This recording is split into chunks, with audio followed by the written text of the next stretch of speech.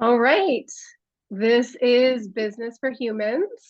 Today I'm super excited because I get to interview Joy Meserve, and Joy and I have known each other now for what feels like decades. I think it's reaching 2 decades, which is amazing. And I love that she's back in my life.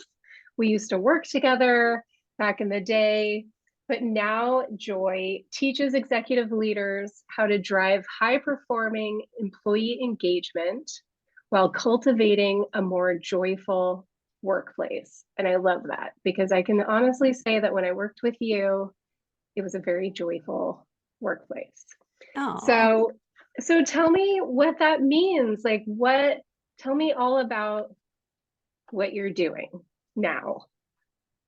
yeah. So I'm, new to consulting, and so far I love it. But I am on a mission to help other executives, just to share and serve and partner with them to bring them some simple, really, tools and concepts that can make such a transformation inside their businesses.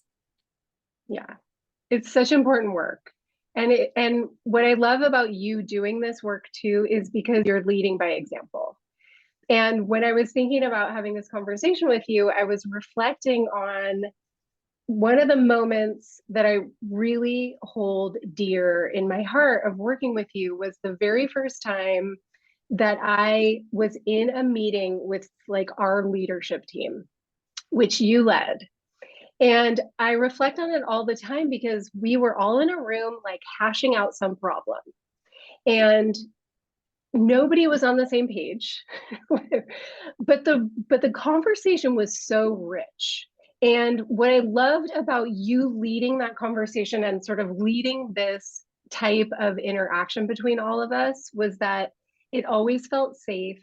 It always felt respectful. It always felt like we were going somewhere. Like it never felt like we were just spinning for no reason. Like it felt like we were going to leave that room with an outcome, and then when we left that room, whatever happened in there never left.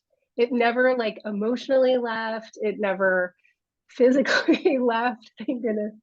But I really attribute that to your leadership. And I think we leave that room like having been guided by a leader who let us have a voice, who let us have like also sort of a stopping point, and then we take that to our teams. And I was just reflecting on that because I feel like you in that room might have not been the person who came up with the solution, but you got us there because of the space you held. So I don't know what that means to you, Yeah. but I just No, feel like that thank was you. such an important moment. And I think it's something that when I'm, looking at leaders and looking at teams, I think a lot of times there's just not that space.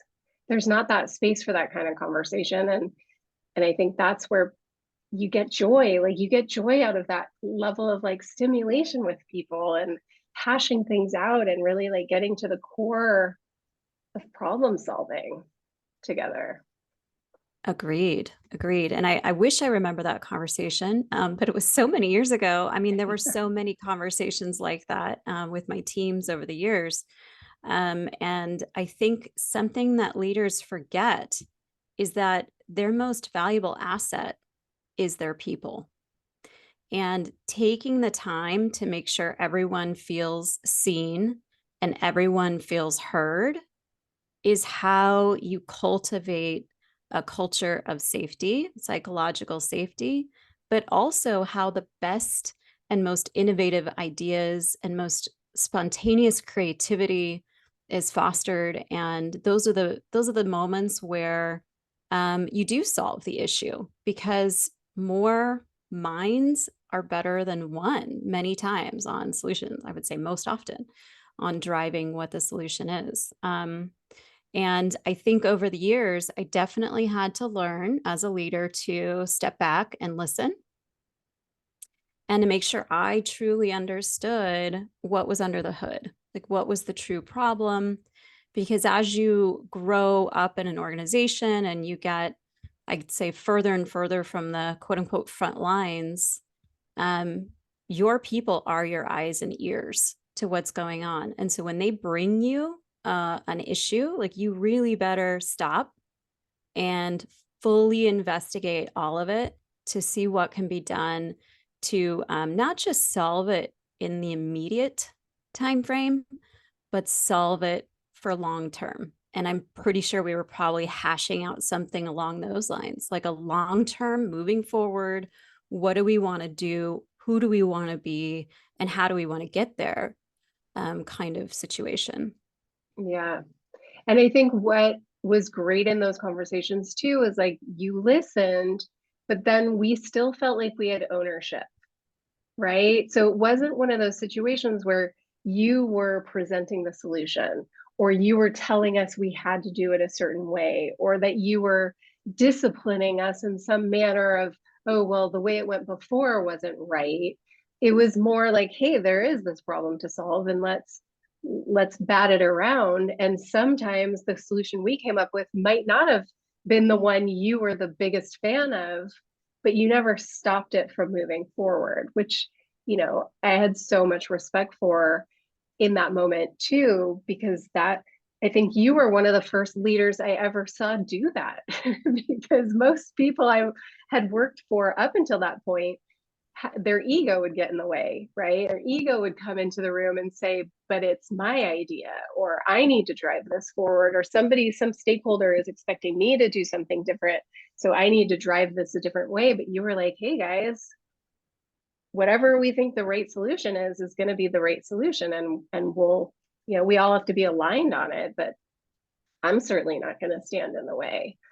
And I think that's something that obviously you can bring now as a consultant, having had that experience of helping people get there, get to that Right. point. Well, and I love what you said about ownership. I think that's one of the hallmarks of a good leader. And what I plan to make sure everyone understands is that there has to be, first of all, you need to hire well. But once you Yes. do that, you've got good people in the room that you should be able to trust. And when someone comes up with, this is the idea, I feel really passionate about this movement or this change or this thing we need to fix, that is a gift to a leader. That passion and excitement around fixing something, improving something is something that leaders need to harness and say, awesome. I'm so glad to hear you say that. Why don't you take this on? And when you take this on, the other piece of it is to make sure it's not just like, delegate and done, right? But to partner with the person who's basically volunteered, to solve a problem they're passionate about and they have strengths in doing so, and to say, I'm going to be there for you every step of the way. So when you have an issue, let me know. We're going to check in about this. I'm going to be a thought partner for you to see, to guide you, to connect you with the right person in the organization that's going to be helpful for you, or to remove obstacles in their way, or they bring you like a bottleneck in the company that's preventing them from going forward. And you have the power as the leader to address that bottleneck and to take it higher. And sometimes, then at the end of that, what I think is so beautiful is you can say, okay, you've now completed this.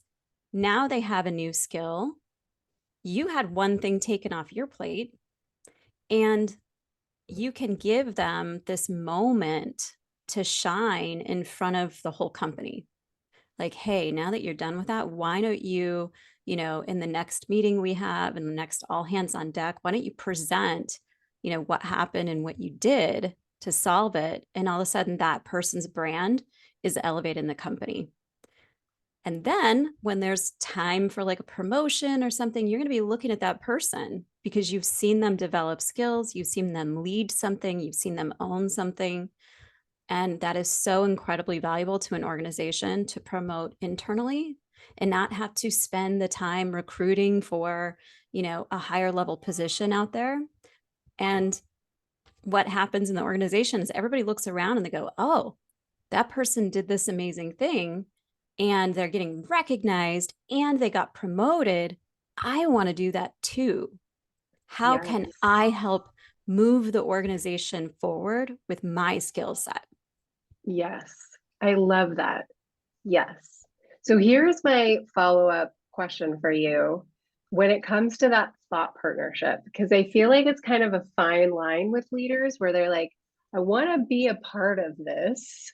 And like that can mean Mhm. different things to different people. Like, I want to partner with you on this can sometimes mean like micromanagement, Right. where they get in there or they try to pull things off their plate, or that person never quite feels ownership. So how do you how do you help people kind of stay involved but pull out enough so the person running it feels that ownership and autonomy?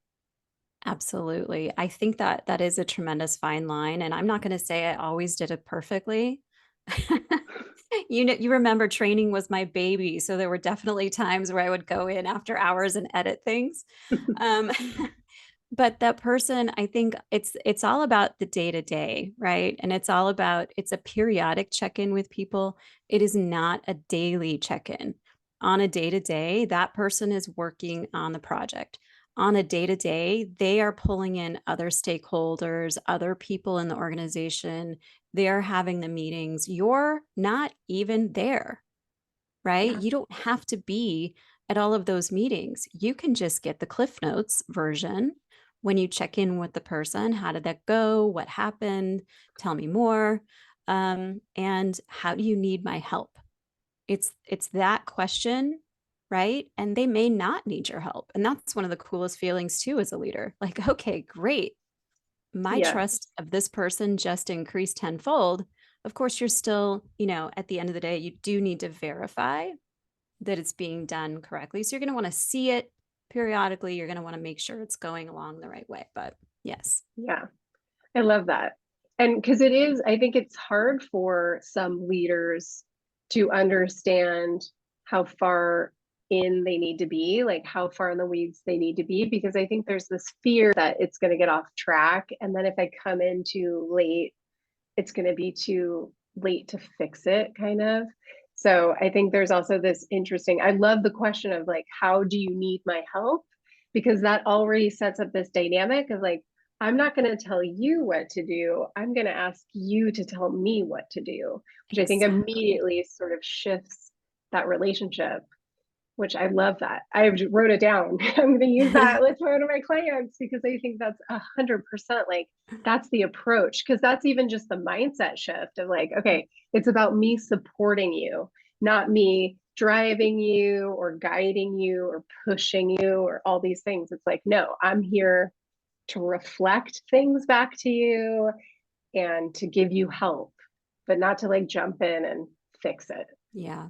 Yeah, I Yeah, love what's that. funny is I learned that from I was very, very new on the job. And so I asked my boss, could I buy a book on the company's dime? We were a startup. When he said yes, I was so excited to spend, $15 of the company's money. And I think the book was called something like Managing for First Time Managers.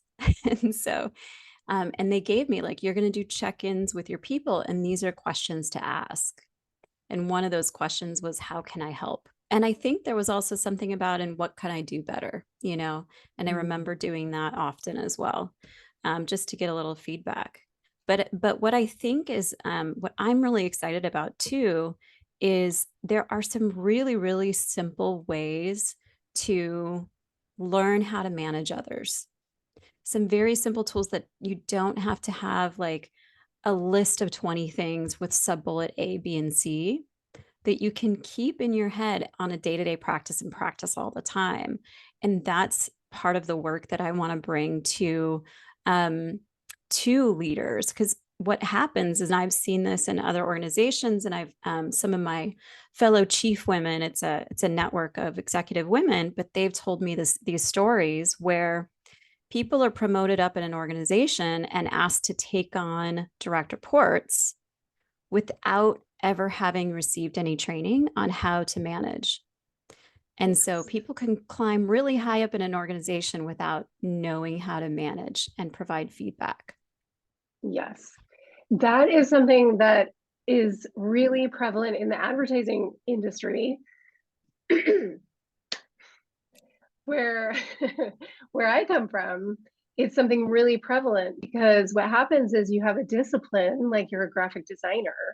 And then when you move up the ranks, now you become a creative director who manages the graphic designers.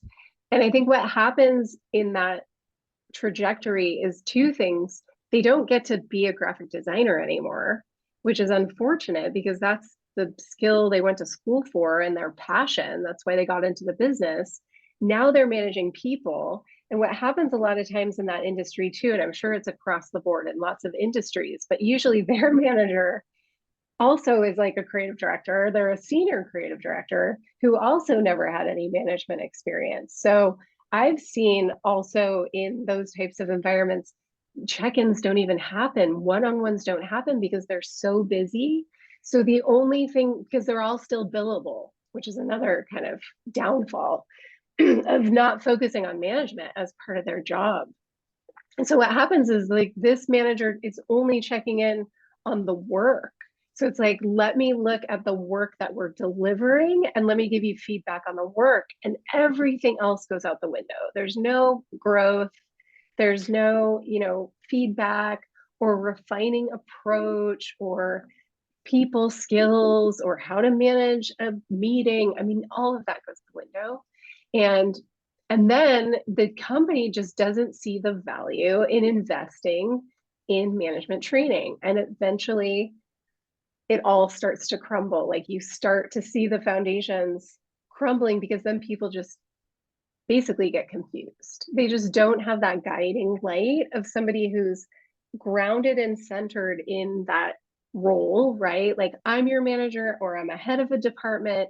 I need to have a vision, and I need to tell you what that vision is so that you know where you're going and you know where we're all going and we're all getting on board. And maybe it's a collaboration of the vision, but somebody who's in that driver's seat. Otherwise, it just gets really complicated. So, how do you, Joy, like when you see this need in the market, right? You see this need to cultivate strong management. How do you convince people that they need this or that it's worth the investment? Like, how do you help guide people to that realization? It's such a great question. And one that I'm working on. That is a problem I'm actively working to solve. But I've done some research and, from Deloitte to McKinsey, what I'm finding is reinforcement of what I know and what I learned and was almost self-taught over a 22-year career. And so I think that, you know, it's there. The data is out there. So what we see typically from leaders, they ultimately, right, a company's goal is to make more money, right? Or at least to be cash flow positive. So many are not even cash flow positive. So how do they do that? So they spend all this time and energy and effort on like brand campaigns and fancy new marketing. And then they do, oh, let's try to do new products and add-ons. We got to increase our lifetime value and let's expand to new markets. And I'm not saying don't do that, but I'm saying if you don't have the team in your company engaged, feeling psychologically safe, right? Feeling motivated and happy about what they're doing, having a really great culture, all of those efforts you're going to try to do are going to fall short. And eventually what happens is the morale and the culture of the company starts to fall apart, like you said. And then you have employee turnover. Now the company's spending tons of money trying to, grab new people. You can spend, the research says, like for an executive role, you could spend up to 213% of that salary. Wow. And it's anywhere from like 30% of that person's salary to replace to 213. So it varies depending on role, but even 30% of that person's salary just to replace them is an expense the company doesn't need to go through. And other interesting data that I found is through Gallup. Gallup did a analysis of like over 100,000 businesses. And when you invest in employee engagement, it increases the profitability by 23%. So right Wow. there, I think that's part of what I want to say to leaders. Like, you want to make some more money, invest in your people. Stop seeing them as expenses and start seeing them as your most valuable asset. Yes. Yes. Amen, sister. Like, I love that. Yes, 100%. And I think that you talked about culture. And I think this is interesting too, because I feel like companies, maybe not so much now post COVID times, but I feel like back in the day, there was a lot of investment in team building. And we're going to, especially in advertising, it was like, we're going to get a keg and we're going to have ping pong and we're going to have all these things. And it's like, is that how you build the culture? Because there was so much money spent on that. And my perspective, and I feel like this is where you're going with what you just said, it's like the culture comes from inside the organization. I feel like team building comes from doing work that you love with teams that you love in an environment that feels like it's thriving. And I think managers are the ones who influence that culture. What do you think of the relationship between like managers fostering a certain type of culture versus like the CEO or like the Mhm. company values? So how do you see those two things working together? Yeah, they're certainly intertwined. I think that the CEO should be setting the vision, right? And should be, committed to driving the company forward. Um, Hopefully the CEO is putting really capable leaders under, their umbrella. And those leaders do need to know how to manage people.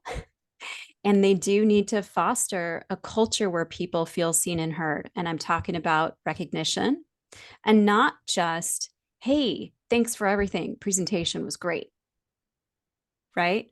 That is not enough. That is not enough fuel for somebody to go on because they're stuck going, I just did 1,000 different things that took me 2 months. And I did 1,000 different things. Which part of those things do you want me to continue to do? And how does it benefit me? How does it benefit the organization? And if you assume, especially you assume your A players, your best members of the team are set, they're good to go, they don't need your feedback and input, they absolutely do.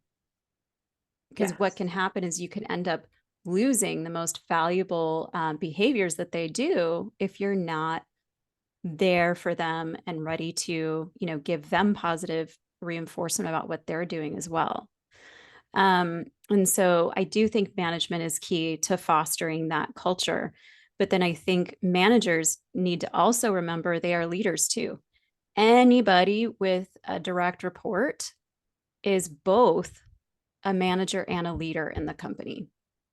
Yes. Your people, even if you're, not at the highest ranks of the company, your people look to you as their leader, as their advocate, as their voice. Yes. And so, depending on how that voice is going to color their own culture. And I also say there's a culture within the company and there's cultures within each team. So it Yes. really is important that everybody speaks the same language from the executive team to the director team to the management team to the people doing our individual contributors, right? Yeah. That's a huge piece of it because the speaking from, you said so many great things, but the speaking with the same voice and saying the same things is so important because that does start with the CEO.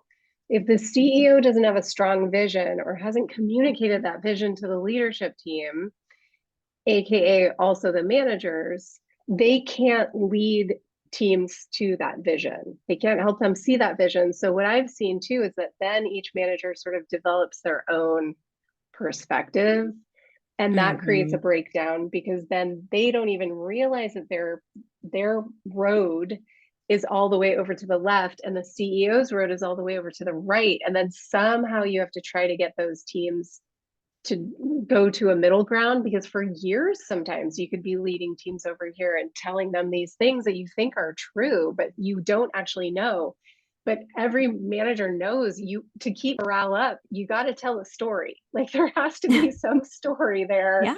to keep them motivated. And the fuel, I love, that's the word that you used. Like it's not enough to just say, okay, great job on that presentation. That's not enough. I love that, because it's true. Like you need to be fostering and fueling people and giving them that continued kind of reason, the continued purpose for why they're there, and all the personal reasons and all the business reasons and all those like big visions. And if you're not aligned with the CEO on that, it starts to get into kind of dangerous territory, because you can really start to shape, like the department culture is amazing, but you can start to shape like an offset of the business too, where then it becomes this a little bit awkward kind of sidearm that doesn't belong because it's not aligned with the CEO's vision. How have you seen that work well or not work well when there is alignment with the CEO on that vision, or maybe when it's gone in a different direction? Have you seen that before in your experience? I have, yeah. And I think I've seen, what I call like outside. It's funny, I'm a consultant, but I've seen an outside consultant brought in whose theories were all around punishment Ah, rather than reward. And so I saw, meanwhile, on the other side of the company, I'm learning all these wonderful things about the opposite of how you positively reinforce.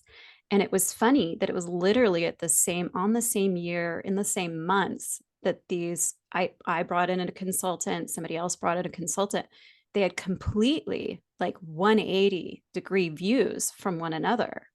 And on that side, interesting. there was fear, there was gossip, there was low morale, there was less productivity for a while until that person was removed. Not to brag, I'm going to do a humble brag here, but my side of the team was energized, excited about this idea of learning, speaking the same language, all using positive phrasing and really specific feedback to really stop and slow down, slowing down to recognize each other for their importance and their contribution. And bizarrely, when you slow down to do that and you take the time to do that, people are more productive. People are more, it's intrinsic motivation. They start internalizing that. And it really, we talked about earlier, creating opportunities for growth and ownership. You couple those two things together, you give them the opportunity to lead, you partner with them, and you positively reinforce all of that along the way. It's powerful. And so while my teams were 90% of my teams were all remote, working out of different offices. I've been remote working for, 23 years. So a little ahead of the time. Tools have evolved, thank goodness, to help with that. But we had one of the strongest cultures in the company. And, you've recognized that. Yeah, it's fun the way that you're describing this, because this is exactly, I love that this is your mission. Like it all comes back to your mission, right? It's about driving high performance. Like you want to be able to have a high performing team and have productivity, but with joy. And Mhm. I think we've talked about this before, where in this more sort of disciplinary, different approach, where it's a little bit more, I don't know if aggressive is the right word, but maybe it's just not as joyful. There's maybe still high performers, right? Like it's a way to drive people. It's going to drive people for a while. But I think what you and I have seen is that it drives people, but then they can only drive so far.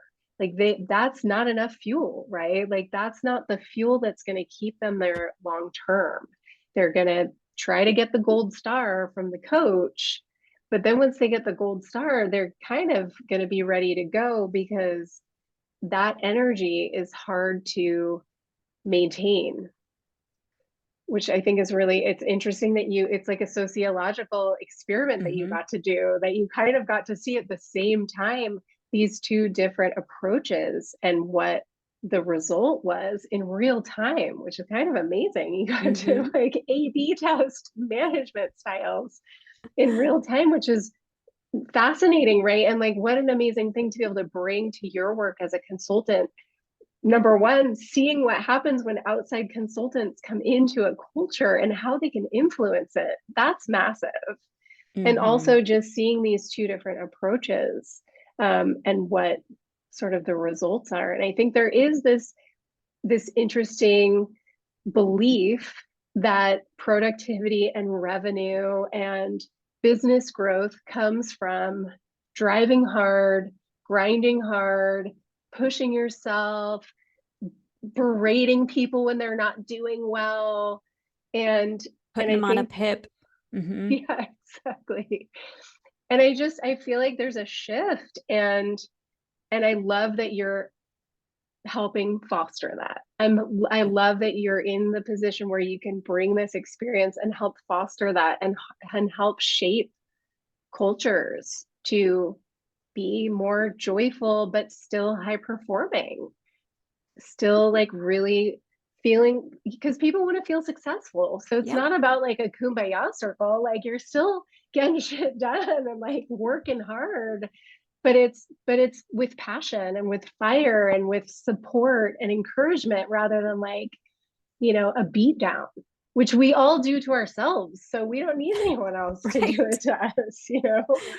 All your Absolutely. employees are doing that. Like they're all doing that to themselves. They Yeah. don't need someone else doing it. Yeah. Yeah. And I think too, the research is showing us that this, millennials, Gen Z, they're not going to put up with that old paradigm. They're looking for cultures that appreciate and value who they are and where they want to go and where they want to take their mastery. Absolutely. And I think part of that old style of managing too is kind of this old style of company culture, which is this idea of family, right? I think Mm, this new generation too is saying, we're going to work when we're at work, and then we're going to go have a life.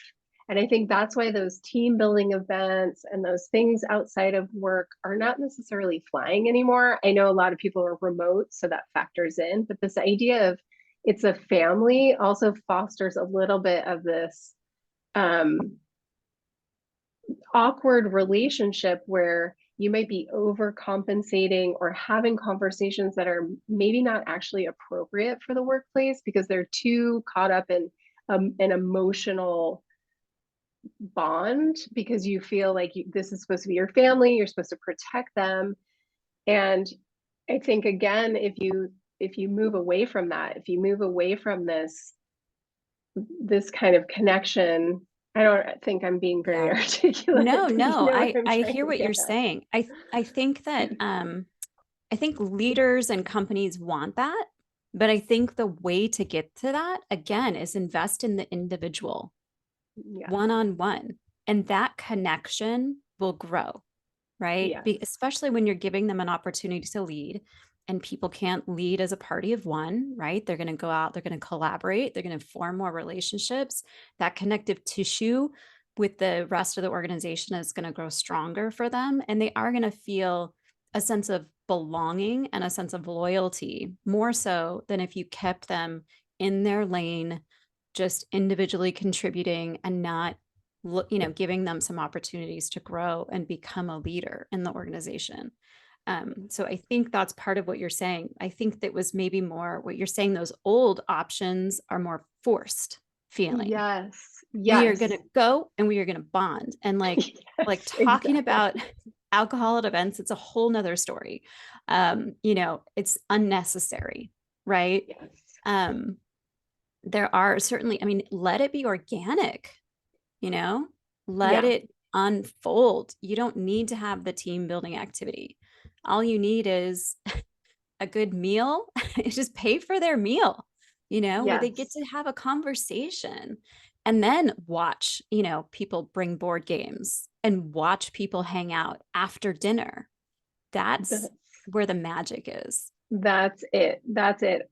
Definitely. Because I've also seen situations where, companies will create these team building events and then they force, different teams to hang out with different teams, which is fine. I understand the reasoning behind it. But what happens when you have that interdepartmental culture going on, that team is going to gravitate towards each other because they Mm-hmm. have a different bond around the work. It's not around the alcohol, it's not around the event, it's around the, hey, we just accomplished something amazing together. Let's celebrate together. And Right. then they go out and they want to spend time together because they have this shared experience rather than, Absolutely. like you said, it's like, let's force bonding. We need to like go, we need to spend this time together. I think it's just, there's more resistance to that now than Mm-hmm. ever because there's a bigger line between work and home. I mean, there's not because we're all working at home, not all of us, Right. but like more people are.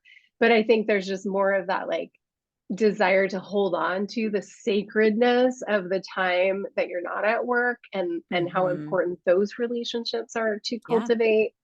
And that's where I think too that it's like you said, it's really helping these, helping people thrive as individuals, giving them that one-on-one time, and then they're fostering that culture too, right? So it's not Right. just top down, it's really From integrated within. from Mm-hmm. within. Mm-hmm. Absolutely. Mm-hmm. I love that. Yeah. I do think the pandemic changed us, and you're right. I think people value working from home. I think people value time with their family on another level. Yeah. It definitely taught us to be reflective about how we're spending our time.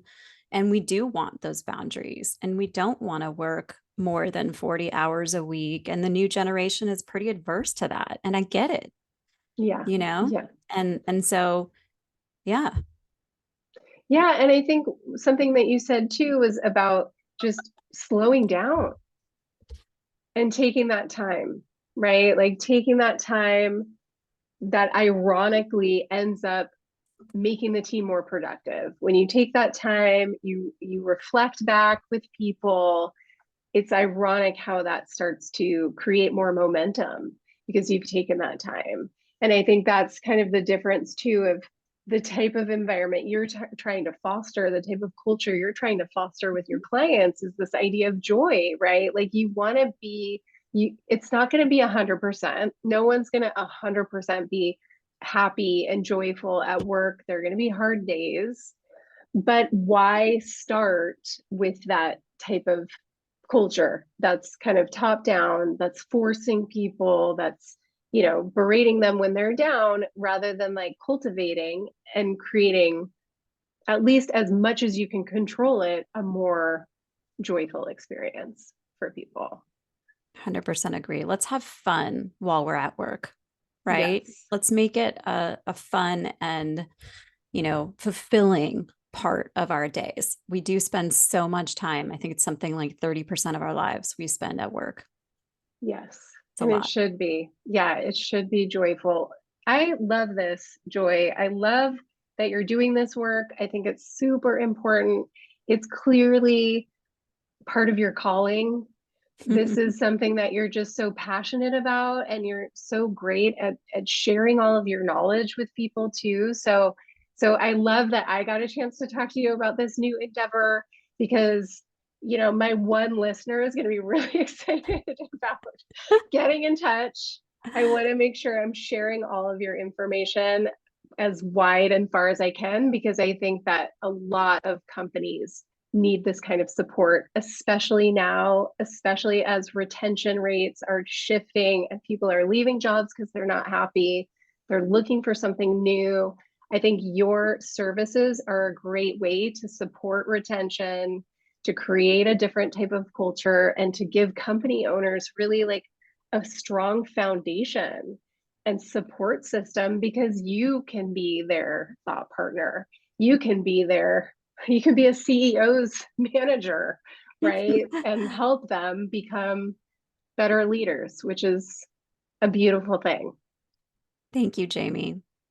Yeah, people can find my website is in progress. When it's out there, it'll be leadingwithjoy.com. But in the meantime, hit me up on LinkedIn, just Joy Meserve. It's like deserve, but with an M. I love that. Well, thanks so much for taking the time to talk to me today. Love this conversation. This is such a fun topic for me too. And thanks. And we'll leave it at that. Thank you.